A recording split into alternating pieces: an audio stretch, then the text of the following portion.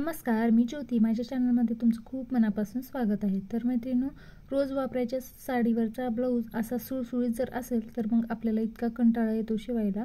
पण जर तुम्ही या पद्धतीने जर तुम्ही ब्लाऊज शिवलात तर अजिबात कंटाळाही येणार नाही आणि फिनिशिंग खूप छान येते आणि कुठेही घोळ येणार नाही ब्लाऊजला. तर बघा, सावकाश पद्धतीने मी सुरुवातीला कटोरी घेतली आहे आणि एका समोर एक ठेवून ती म्हणजे एकाच बाजूच्या होऊ नयेत म्हणून एका समोर एक ठेवून मेन फॅब्रिकवरती अस्तर ठेवून आधी सुरुवातीला अस्तर जोडून घ्यायचं आहे आपल्याला. तर बघा, असं हात गच्च ठेवायचा आहे आणि मग नंतर त्यावरती शिलाई करून घ्यायची आहे. तुम्हाला हाताने असं हे जमत नसेल तर तुम्ही पिनही लावून घेऊ शकता. पिन सगळे साईडने सगळीकडे लावून घेऊन मग शिलाई करू शकता या पद्धतीने पण मला सवय असल्यामुळे मी याच पद्धतीने तुम्हाला दाखवत आहे. तर या पद्धतीने जर तुम्ही शिवलात तर कुठेही तुमच्या ब्लाऊजला घोळ येणार नाही किंवा फुगा येणार नाही. सावकाश पद्धतीने अस्तर जोडून घ्यायचं आहे आपल्याला सगळीकडून. जास्त म्हणजे डाव्या हाताच्या पंजाचा आपल्याला वापर करायचा आहे. जास्त असे गच्च हात ठेवायचा म्हणजे कपडा अजिबात हलणार नाही कुठेही आणि छान मस्त ब्लाऊज छान बसतो. म्हणजे कुठेही घोळ येत नाही कपड्याला.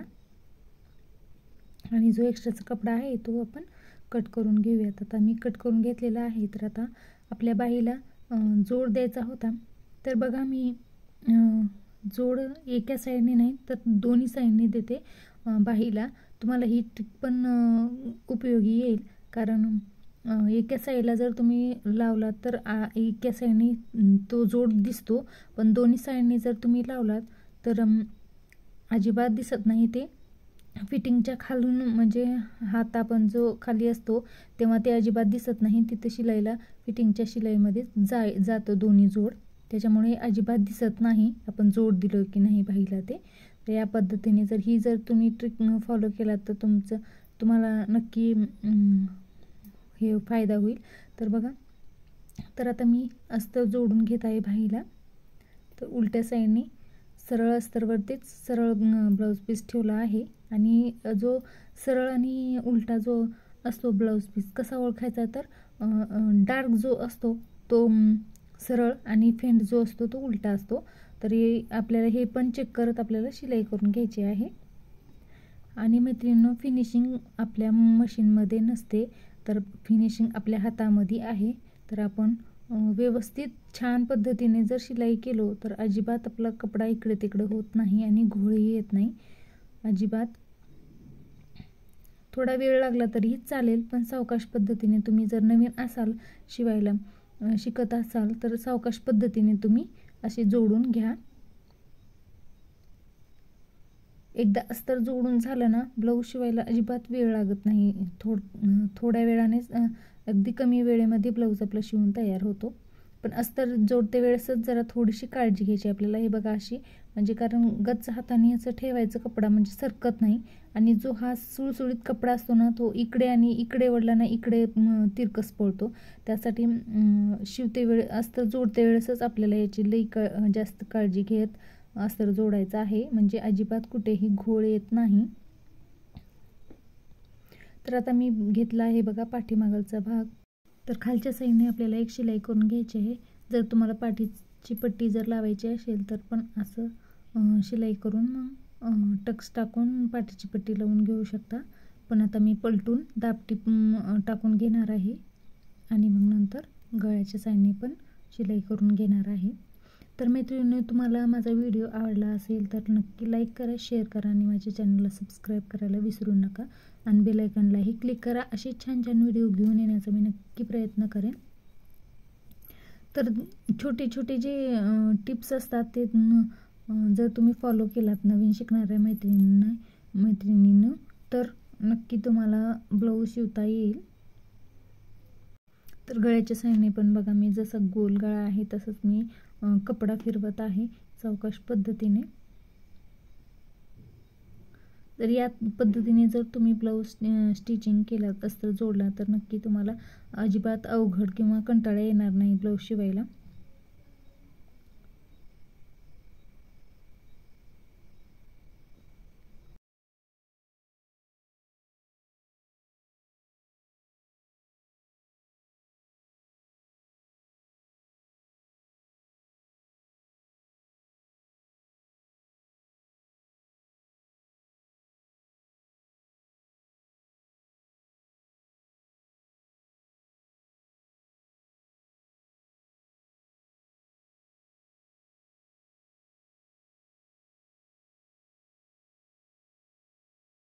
तर आता आपण कटोरी जोडून घेऊया. तर सुरुवातीला बघा गळ्याच्या साईडनेच कटोरी जोडायची. मी प्रत्येक व्हिडिओमध्ये हेच सांगते की गळ्याच्या साईडनेच कटोरी जोडायची आहे आपल्याला, आणि कटोरी अजिबात खेचायची नाही आहे. सावकाश पद्धतीने शिलाई करून घ्यायची आहे आणि डबल टिप द्यायला विसरायचं नाही आहे.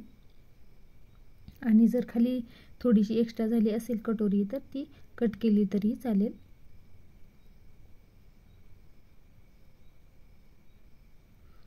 तर बघा आता आपण टक्स टाकून घेऊयात कटोरीचे. तर मधोमध फोल्ड केला आहे मी कटोरी, आणि मग नंतर हे बघा आडवा टक्स 1.5 इंचाचा आणि उभा 2.5 इंचाचा घेतला आहे मी, आणि त्यावरती आपण शिलाई करून घेऊयात. याच पद्धतीने पण या साईडची पण टक्स टाकून घेऊयात.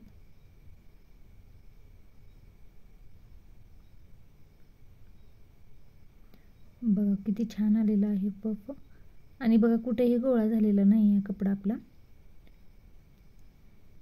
तर आता आपण क्रॉसपट्टी जोडून घेऊयात.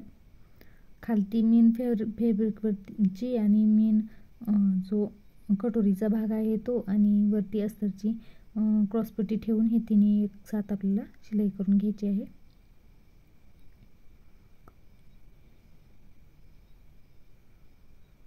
याच पद्धतीने आपण या साईडचं पण क्रॉसपट्टी जोडून घेऊयात.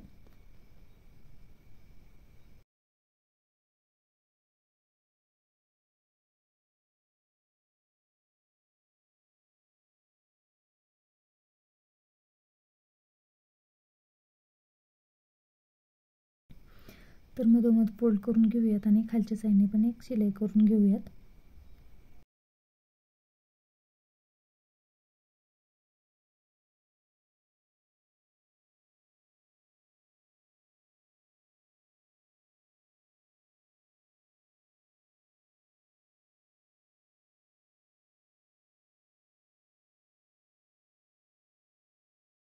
तर आता आपण उकलून पलटी मारून घेऊयात.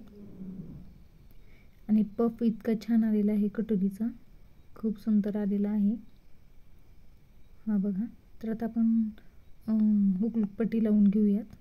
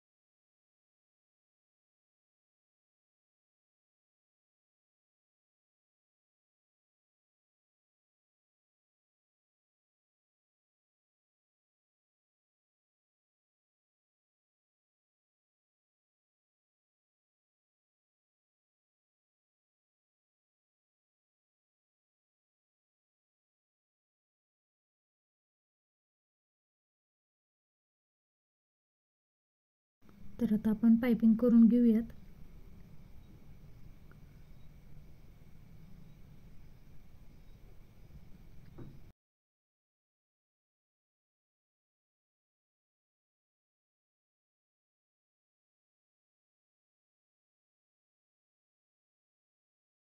तर आता आपण बाही जोडून घेऊयात. तर बघा मी मधोमध बाहीचा पॉइंट काढलेला आहे आणि तो शोल्डरवरती ठेवून असे चेक करून घेतला आहे, आणि मग नंतर शिलाई करून घेत आहे. तर ही माझ्या पद्धतीने मी शिलाई करून घेत आहे. बघा तुम्हाला जसं बाही जोडता येईल तशी तुम्ही जोडू शकता. याच पद्धतीने मी दुसरी बाही पण जोडून घेतलेली आहे. तर आता आपण मेन फिटिंग करून घेऊयात.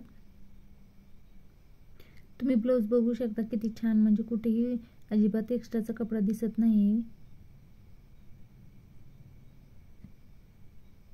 तर पूर्ण फिटिंग झाल्यानंतर तुम्हाला ब्लाउज दाखवते मी. तर बघा एकदम कमी वेळेमध्ये झपूक आपला छानसा हा ब्लाउज एकदम सुंदर शिवून तयार झालेला आहे. तर इथंपर्यंत माझा वेळात वेळ काढून व्हिडिओ माझा पूर्ण बघितल्याबद्दल धन्यवाद. आणि असे छान छान व्हिडिओ पाहण्यासाठी बेल आयकॉनलाही क्लिक करा, म्हणजे सगळ्यात पहिल्यांदा माझा व्हिडिओ जेव्हाही मी अपलोड करेल तुम्हाला तेव्हा नोटिफिकेशन त्याची मिळेल. आणि काही प्रश्न असतील तर कमेंटमध्ये नक्की विचारा, मी त्या प्रश्नाचे उत्तर देण्याचा नक्की प्रयत्न करेन.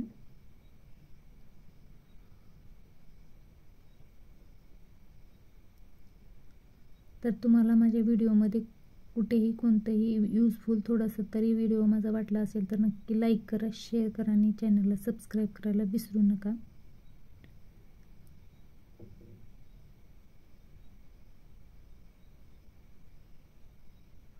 तर याच पद्धतीने मी दुसऱ्या साईडची पण फिटिंग केलेली आहे. तर बघा, जोड तुम्हाला दाखवला आहे पण ते दिसलंच नाही आहे बाईला, पण बघा आतमध्ये दोन्ही जोड दिलेले आहेत दोन्ही साईडला, ते अजिबात दिसत नाहीत, असे फिटिंगच्या साईडने जातात. तर बघा फिनिशिंग आणि कटोरीचे टोक पण खूप छान आलेले आहेत. तर माझा पूर्ण व्हिडिओ बघितल्याबद्दल धन्यवाद.